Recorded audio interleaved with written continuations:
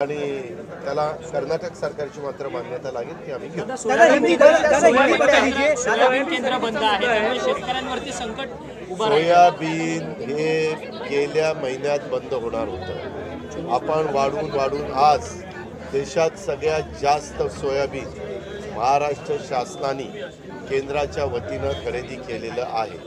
काही बाबतीत शेतकऱ्यांच्याकडे राहिलंय, परंतु काही बाबतीत व्यापारी साठे करतात आणि पुन्हा अशा केंद्रावर आणून सोयाबीन शिल्लक राहिलं असं दाखवतात.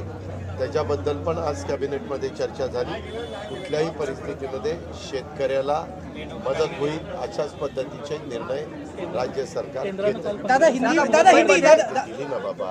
राज्य सरकारमध्ये असं सांगण्यात आलं की अशा पद्धतीची मुदतवाढ देण्यात आली नाही. तुम्ही काळजी करू नका. मी सांगितलं ना, शेतकऱ्याचं नुकसान होईल असं कुठली बाब आम्ही सरकारच्या वतीनं होऊन देणार. दादा हिंदी